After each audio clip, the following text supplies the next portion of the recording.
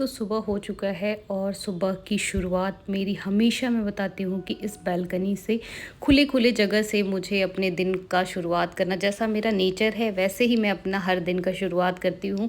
और जैसे जिस रफ्तार से ये ट्रेन जा रही है ना उसी रफ्तार से हमारी ज़िंदगी भी इतनी तेज़ी से निकल रही है ना कि आपकी ये साल भी हमारा ख़त्म होने वाला है। Hello guys, good morning, welcome back to my channel. और सुबह सुबह का यहाँ का मौसम मैं आप लोग को दिखाती हूँ आज क्या मौसम हुआ है। और आज मैं बड़ी ही रिलैक्स मूड में हूँ अभी भी, क्योंकि मैं उठ के ना आज सुबह सुबह मैंने नव्या का लंच वगैरह बना दिया। तब नव्या के स्कूल से मैसेज आया कि आज रेनी डे हो गया और छुट्टी हो गई स्कूल की।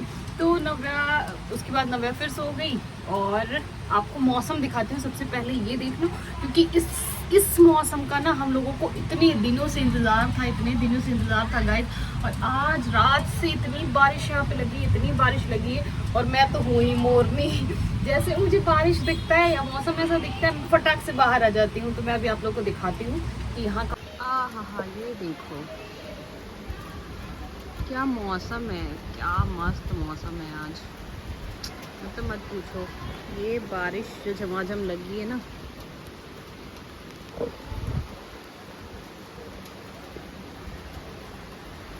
बहुत बारिश हो रही है। यहाँ पे देखो, पानी दिख रहा है आप लोग को? नहीं दिख रहा, नहीं दिख रहा था, पूरा काला हो गया है पूरा। तो यहाँ पे लोगों को बहुत दिनों से इधर से देखो आप लोग, इधर शायद आप लोग को दिखेगा, इंतज़ार थी इस बारिश की। तो कैसे दिखाऊँ मुझे। तो आज यहाँ पे फाइनली रात से इतनी बारिश हो रही है। और ऐसे ऐसे मौसम में ना जो सुबह का टाइम होता है मन करता है गाइस कि सो जाएं, उठने का बिल्कुल भी मन नहीं करता। लेकिन आज मैं उठ गई, उसके बाद नव्या के स्कूल से मैसेज आया कि रेनी डे हो गया, तो अब क्या ही सोऊं। बट बड़ा मज़ा आ रहा है। गर्मी से इतने हम लोग परेशान हो गए थे ना, चलो एटलीस्ट हुई तो बारिश। तो बस चलते हैं, अभी चाय वगैरह पिया नहीं है तो चाय पीते हैं, मज़ा लेते हैं बारिश का और फिर मिलते हैं। और चाय वगैरह पीने के बाद नव्या को तो स्कूल जाना नहीं था जैसा मैंने बताया, लेकिन मेरे हस्बैंड को निकलना था ऑफिस।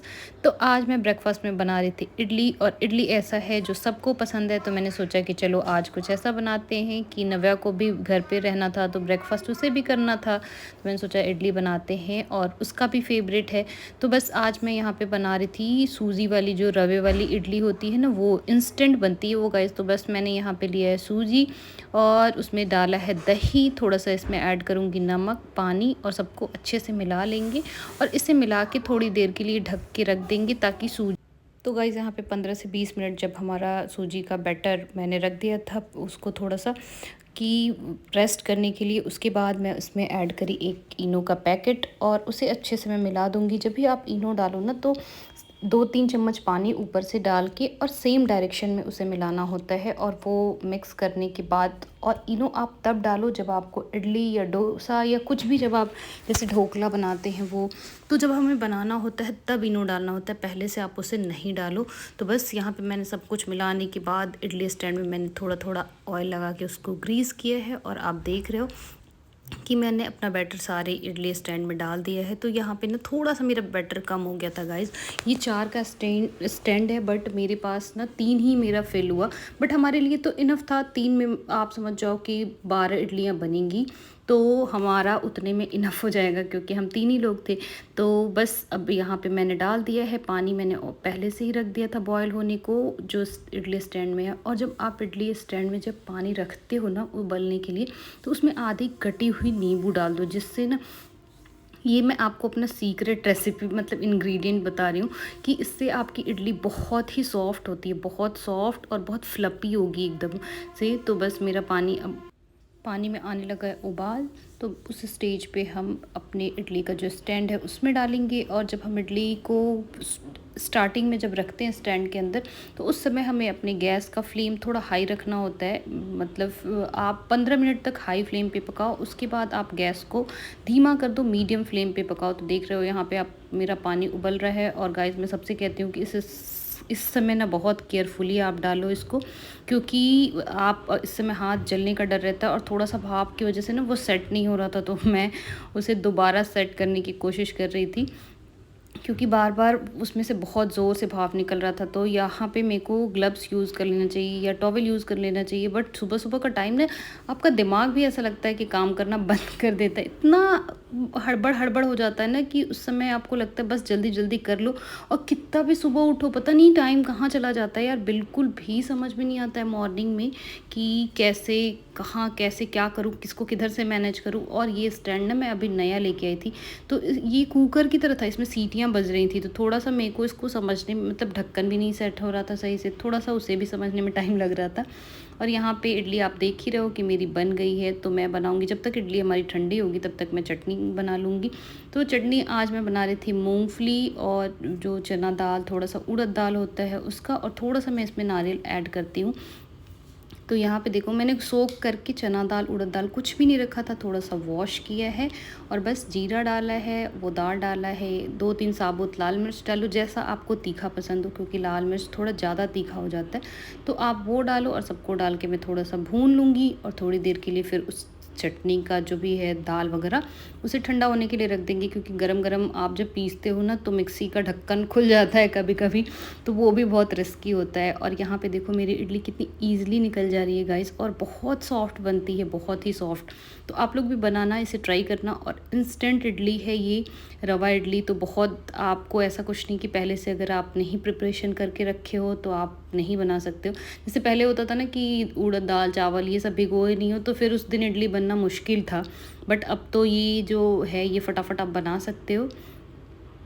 तो इसके बाद मैं अपने चटनी में दूंगी तड़का, क्योंकि ये वाली चटनी बिना तड़के के अच्छी नहीं लगती। तो बस यहाँ पे थोड़ा सा वैसे ही जैसे आप अपने घरों में तड़का देते हो, थोड़ा सा राई, थोड़ी सी करी पत्ता, 1 या 2 आप साबुत लाल मिर्च डाल दो और तड़का दे दो, फिर हो गया आपका इडली और चटनी तैयार। और मुझे सुबह सुबह ऐसा ब्रेकफास्ट ना बहुत अच्छा लगता है कि एक तो मुझे बनाने में भी बहुत इजी होता है, और पराठे, पूरियाँ, इन सबों से तो आपका फटाफट बन जाता है, प्लस हेल्दी भी होता है, इसमें बहुत ऑयल वगैरह नहीं होता है और बहुत हैवी नहीं होता है। क्या होता है मॉर्निंग में जब आप बहुत हैवी ब्रेकफास्ट कर लो ना, तो पूरे दिन ऐसे आलस आलस सी आती रहती है।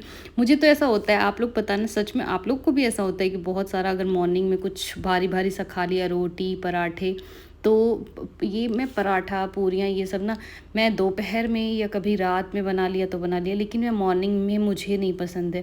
तो बस यहाँ पे आप देख रहे हो मेरी इडली और चटनी हो गई है रेडी। तो चलते हैं, अब करते हैं ब्रेकफास्ट, क्योंकि इतना अच्छा सा ब्रेकफास्ट बना है तो अब मैं खुद को कंट्रोल तो कर नहीं सकती। तो उसके बाद गाइस टाइम हो गया था दोपहर का, और बारिश तो हुई ही थी मॉर्निंग में, मैंने आप लोग को दिखाया था। लेकिन मेरे प्लांट जो हैं वो थोड़े से अंदर है ना, ऐसे बालकनी में, यहाँ उतना पानी नहीं आता, तो इन्हें तो पानी देना होगा ना, क्योंकि हमें बारिश देख के तो पता चल गया कि मानसून आ गई, बारिश हो रही है, बट इन्हें भी तो फील कराना होगा कि बारिश हुई है, मानसून आया है। तो इसके लिए इन्हें मुझे ही पानी देना होगा। और आज मेरे साथ ऐसा हुआ है ना, मैं क्या ही बोलूँ आप लोगों से। कभी कभी ना आपकी आदतें आपके लिए तो बहुत अच्छी होती हैं, और कभी कभी वो आपके साथ प्रॉब्लम भी क्रिएट कर सकती हैं गाइस। तो आज मैं सुबह सुबह, मेरी आदत सी है कि मैं सुबह उठ के सबसे पहला काम कि मैं लॉन्ड्री करती हूँ, अगर नाइट में नहीं किया है तो आजकल नाइट डे ऐसे ही चल रहा है, क्योंकि कभी बारिश, कभी धूप, कभी बारिश, कभी धूप। तो आज ना मैं सुबह, क्योंकि आज नवे के स्कूल का मैंने बताया कि छुट्टी हो गया, और मैं उठी उसी टाइम से थी, मैंने इवन उसका लंच वगैरह भी प्रिपेयर कर दिया था, उसका बैग रेडी कर दिया था, मैं बस उसे रेडी करने जा रही थी तो मुझे मैसेज मिला। तो आज ना मैंने सुबह, कल रात में ही मैंने सारा बेडशीट चेंज किया था पूरे घर का, और जितनी सारी बेडशीट थी ना वो सारे मैंने मॉर्निंग में वॉश कर दिए थे। आप लोग देखो आज मैं कैसे इसको सुखाऊंगी, मैं ये सोच सोच के इतनी परेशान हूँ ना। मैं कम से कम 6-7 बेडशीट आज धुल डाली हूँ, तो सबको एक के ऊपर एक, अभी थोड़ा सा मौसम सही हुआ है तो सबको एक के ऊपर एक डाला है। और बारिश के मौसम में अगर कपड़े आपके अच्छे से नहीं सूखते ना तो उसमें से स्मेल भी बहुत अजीब सी आती है। और मैं अभी ये कपड़े मेरे को लग रहा है कि 2-3 दिन में मेरे जाके सूखे हैं, क्योंकि एक दिन मैंने नाइट में डाला था तो रात में बारिश हो गई और हम लोग सो गए थे और पता भी नहीं चला कि बारिश हो रही है, और मेरे पूरे ब्लैंकेट, जितने भी सारे मैंने कपड़े वॉश किए थे सब गीले हो गए। तो फिर मैंने उसे वॉश किया और ये जाके फाइनली 3 दिन में ये कपड़े मेरे आज सूखे हैं। तो मैं इस सबको लगाऊंगी तय। और आज का दिन ना पूरा ऐसे ही जाएगा। जिस दिन छुट्टियां होती हैं ना, या जिस दिन बच्चा घर पे होता है, उस दिन पूरे दिन 1 मिनट भी मुझे नहीं मिलता है कि मैं रेस्ट कर सकूं, मैं लेट सकूं, मैं थोड़ी देर बैठ सकूं, बिल्कुल भी नहीं। तो आप लोग देख ही रहे हो कि बैक टू बैक आज पूरे दिन मेरा काम चलता रहेगा।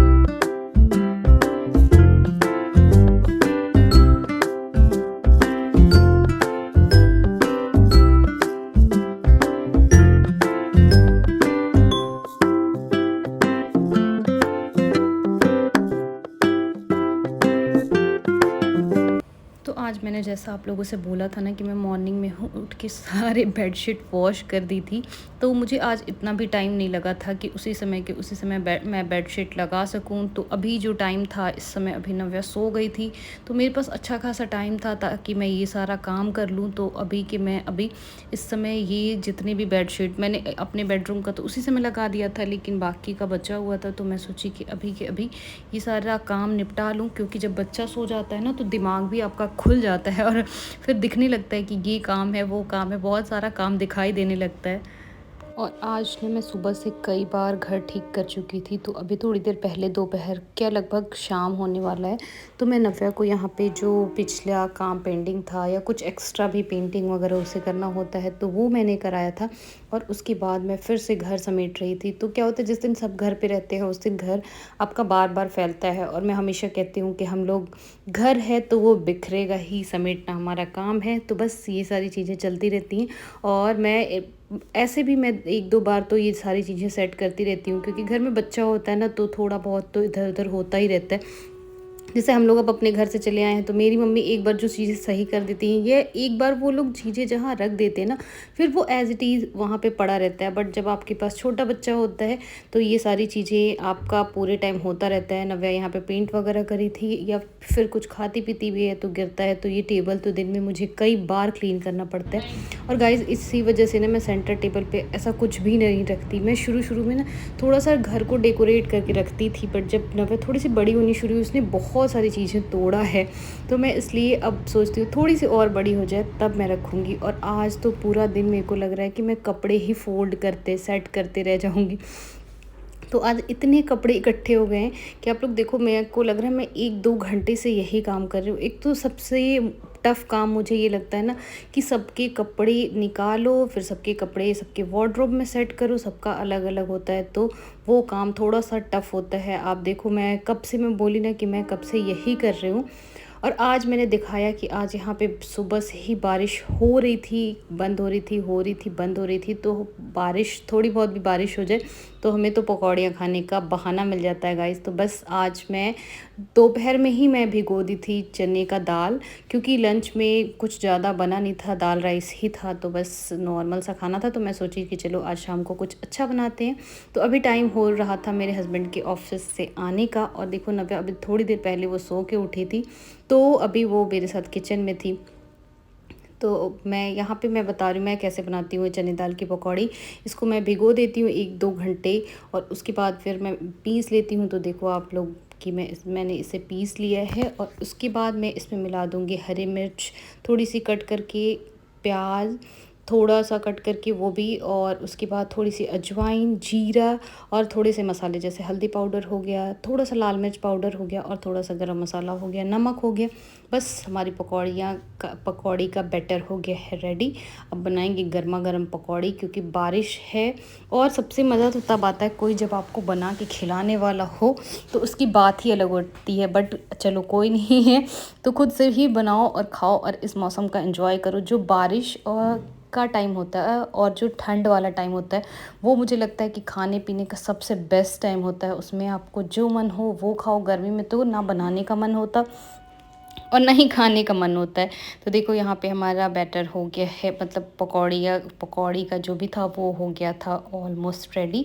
अब बस फटाफट पकौड़ी करेंगे फ्राई, और उसके साथ मैं बनाऊँगी धनिया की चटनी, वो भी थोड़ी सी तीखी।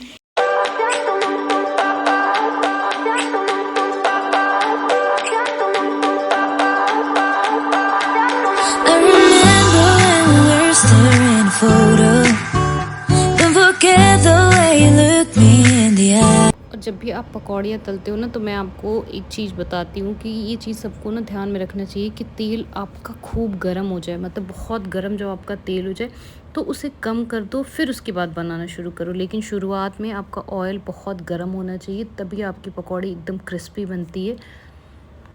और मुझे ना ये पकौड़ी जो ऐसे दाल को पीस के, चाहे मैं कभी-कभी वो जो रेड वाली मसूर की दाल आती है ना, उसकी भी पकौड़ी मैं आप लोगों के साथ कभी शेयर करूँगी, वो भी बहुत अच्छी होती है। तो मुझे बेसन वाले से ज़्यादा अच्छा ऐसा लगता है जो दाल को पीस के बनाते हैं, क्योंकि इसमें ना वो दाल जो थोड़ा खुरदुरा-खुरदुरा होता है, वो जब आपके मुँह में आता है तो वो बहुत अच्छा लगता है, और ये क्रिस्पी भी बहुत बनता है, मतलब क्रंची बोलो, जैसे एकदम मार्केट वाली पकौड़ी नहीं होती वैसी बनती है। तो आप लोग ऐसे बना के देखना और मुझे बताना कि आप लोग को ये पसंद है या वो पसंद है। मुझे तो गाइज़ ये पसंद है। और बस आप लोग देखो कि पकौड़ी हो गई है रेडी। और इस बारिश में अगर आपने ये वाली पकौड़ी नहीं खाई तो मतलब समझो कि कुछ नहीं खाया, क्योंकि ये बेस्ट पकौड़ियाँ बनती हैं जो दाल को पीस के बनती हैं। तो आप भी अपने घर में इसे बनाना ट्राई करना, और मुझे ज़रूर कमेंट सेक्शन में कमेंट करके बताना कि आपने बनाया, खाया, और इस बरसात के मौसम में आपने इंजॉय किया कि नहीं इस पकौड़ी और चाय को। तो बस इसी के साथ मैं अपने वीडियो के एंड पे पहुंच रही हूँ गाइज़। आप लोग मेरी देखती रहो, पकौड़ियाँ बन के हो रही है फटाफट से रेडी।